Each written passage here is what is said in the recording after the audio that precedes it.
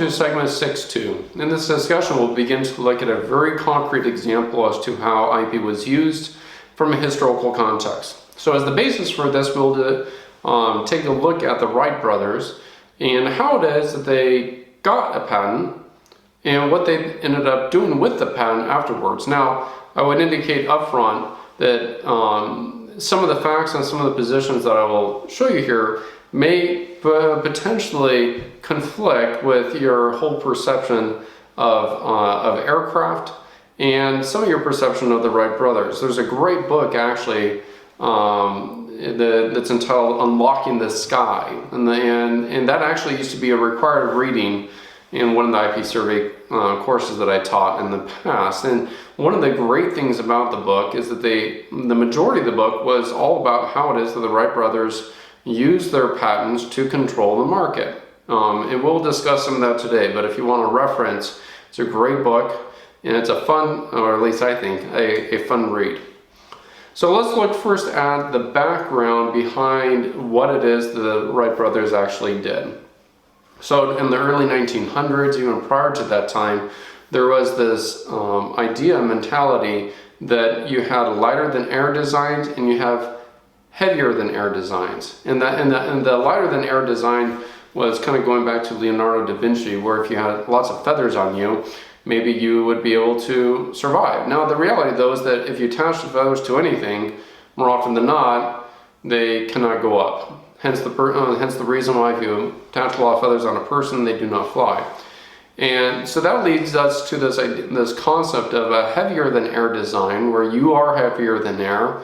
How do you actually get it into the air? And the big issue that they would have was the weight of the weight to engine thrust ratio. So you have an engine, you attach it onto some aircraft, you set the propeller going, but the engine was just so heavy, and the amount of power you were getting out of it at the time was so little that the thrust by the engine was not sufficient to overcome the weight considerations that it was trying to drag up into the sky.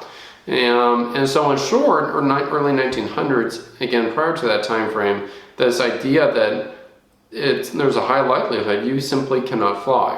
We cannot achieve lighter than air type designs. You could from the point of view of like balloons. And even in France prior to the 1900s and the 1800s, the gonfliers were these hot air balloons that the aristocrats in fact were experimenting with. But as far as being able to control how it is the flight occurs, in a balloon you're kind of at the dictates of the wind, and if you're in an actual plane you can potentially control that more, and that was really what they were trying to do. So Samuel Pierre Langley, this was on the East Coast, and received immense funding, pulling together from lots of different sources. And not only that, but he brought together under one umbrella the greatest minds at the time.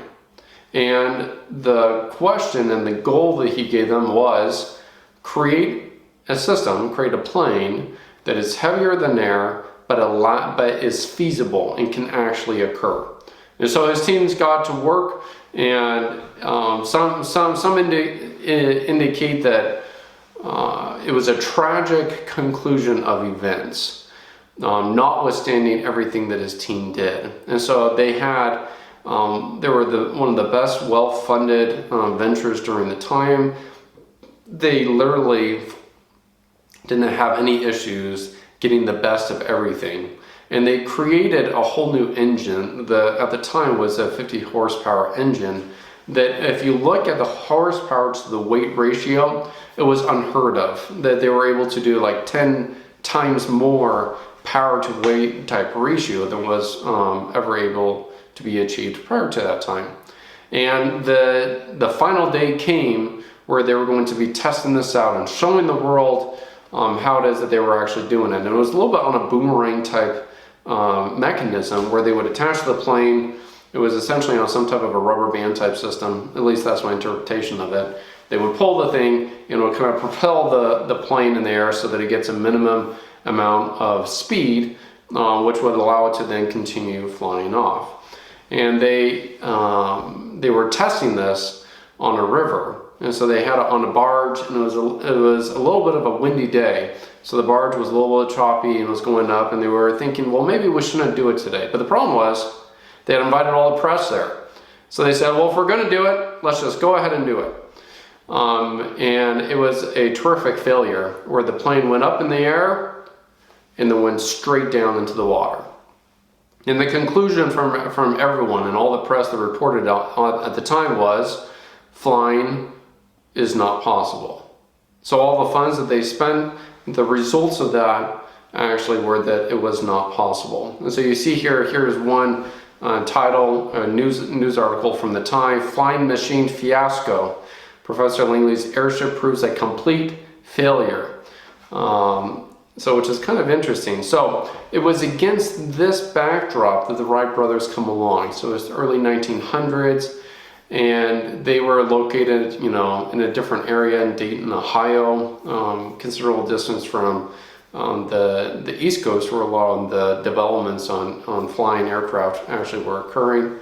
But in any case, they were interested in aerodynamics, and as you are probably well aware, they also had an expertise in fixing and repairing and building bicycles. And they would take their bicycles and they would test aerodynamics by just using cards and seeing how it is that the wind flow would work with little wing devices attached to their bicycles to get a sense.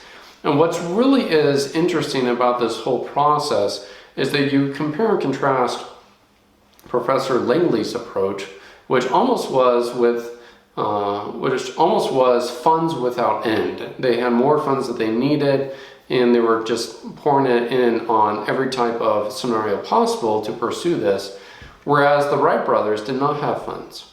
So they were riding their bikes, they were doing their aerodynamic testing, just using their bicycle, which I think is really kind of innovative of them. At the end of the day, 1903, they ended up creating a 12 horsepower. Now, keep that in mind. 12 horsepower versus how much horsepower the Langley's team did? 50. So it's literally almost a fifth of what it is the Langley's team had done. And yet, notwithstanding the fact that it was a lower power, it was also probably a lower weight, they were able to achieve flight.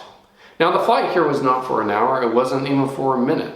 It was a mere, well we say, a mere 12 seconds.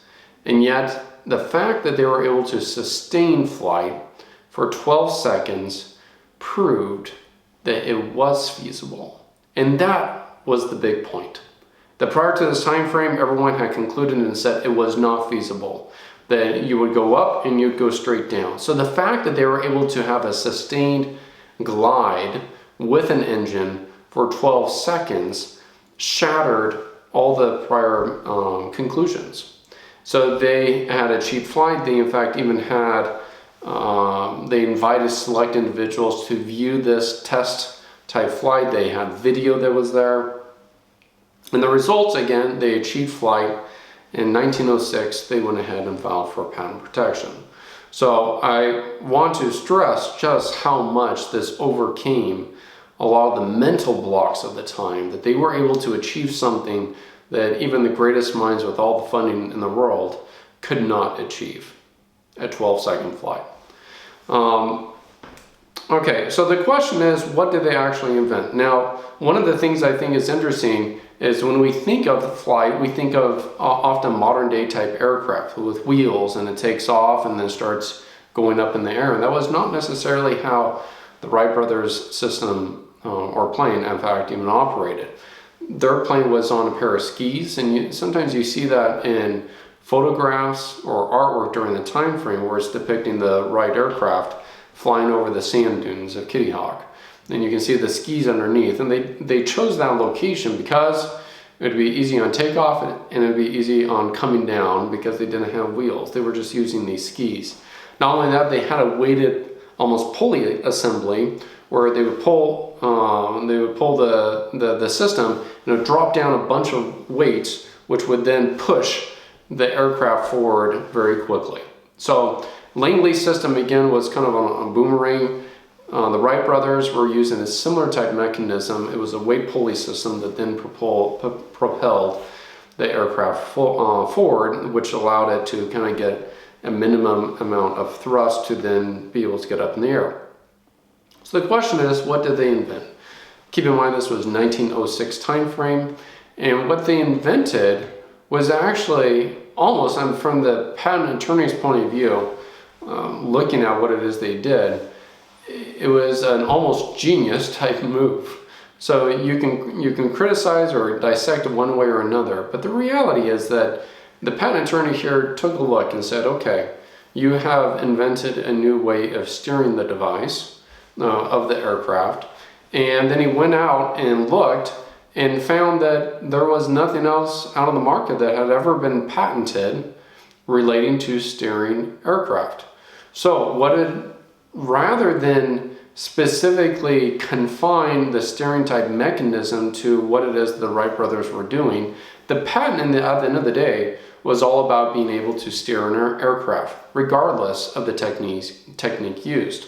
With the Wright system, they were using a system called wing warping, and they were using that for stabilization. But keep in mind, the canvas that they were using was very flexible. So it wasn't a rigid type construction that we would think of an aircraft wing assembly today. It was so flexible that they could literally turn it one way or another. And you can see here on the right hand side of that diagram, you can see how this idea of warping the wing aircraft would then allow it to turn one direction or the other. So, and they would control it by foot mounted pedals that would then in turn pull strings to then warp the wings of the plane. And here's a quick little demo as to how it is that this invention actually operated. One of the challenges that the Wright brothers had was to try and figure out how to make an airplane roll. There were a lot of people working on inventing the airplane at the same time that the Wright brothers were, and they were all trying to figure this problem out. Well, the older of the two brothers, Wilbur, had sold an inner tube at the bicycle shop, and he was playing with the box, and he was bending the box like this. And he thought to himself, gee, you know, if I can get a wing to change shape like this, I can get it to roll, because what's happening is on this end, when this side goes up, there's greater lift, so that side will go up, and this side will go down. And if I switch it, it'll go the other way. So I could get a plane to roll if I can change the shape of the wings. Now, he didn't go out and just invent the airplane. He had to do some experiments, and one of their first experiments was their kite. And Tom Crouch is going to discuss the kite with us today. Thanks, Beth. Indeed, what we have right here is a full-scale model of the very first aircraft the Wright brothers built, and it was a kite. And as Beth explained, they began by figuring out how to control an airplane in the air in roll, pitch, and yaw. And the tough one was roll. And having come up with the notion of twisting the wings, changing the geometry of the wings, they wanted to test that idea. And they built this little kite. These things down here are the kite sticks. It has two lines, so you actually fly it by holding the sticks like this, and the kite's up there. If you oppose your thumbs like this, what happens is that you put a twist, a torsion, across the wing. And if you look at this wing, this is angled up more than that is, right? So which side is going to have the most lift, do you think? This side or that side? This side, absolutely. Because you've not only increased the angle, but the lift. And you can do just the same thing on the other side. And so this is how the Wright brothers, by maneuvering their kite, discovered how to control an airplane and roll.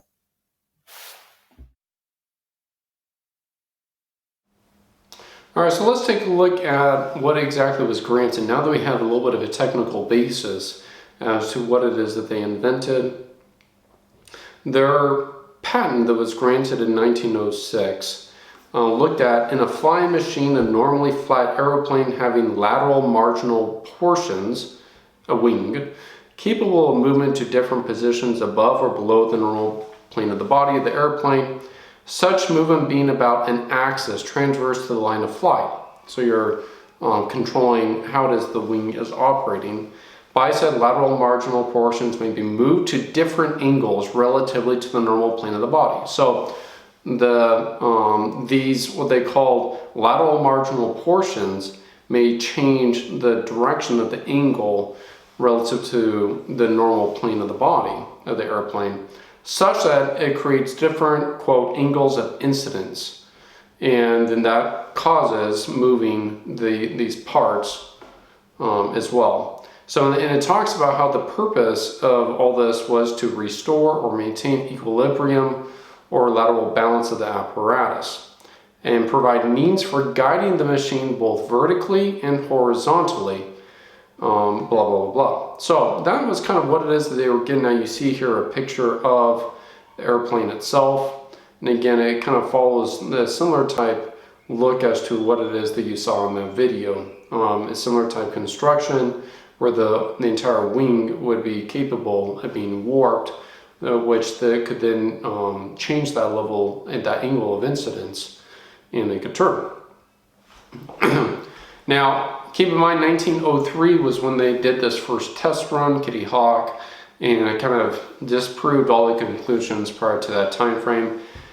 But then what ended up occurring was that the Wright brothers went into this very secretive mode. In 1905, they offered their aircraft to even the U.S. War Department, and then even to the British military. But it was never ever really a full disclosure of the airplane. They wanted both departments to go ahead and sign these very complex NDAs that they wouldn't do it. They were ultra sensitive about any of this leaking out, so they kept it under wraps, and they kept it under wraps so much so that nobody was really interested in actually purchasing it. Keep in mind, 1906 is when they actually got their first patent, but even when they had their patent, that did not give them sufficient confidence to actually go out and just simply show their aircraft. They were very secretive about actually disclosing it, and as a result, companies at the end of the day and governments did not really open their wallets to actually buying it. Now, 1909, so this is 3 years after they actually received that granted patent, is when they sold their patents to what was at the time the Wright Company. So, and then later on, 1909, they went ahead and actually sold that company as well. They retained some interest in what was sold, but then at the end of the day, the Wright brothers' ventures, as far as their technological advancements and their patenting process, kind of ended by 1910 timeframe. And curiously enough, 1910, we'll discuss Glenn Curtiss here in a few minutes, but they ended up changing the aircraft, the original aircraft of the Wright brothers, to mimic that which was at the time being created by Glenn Curtiss.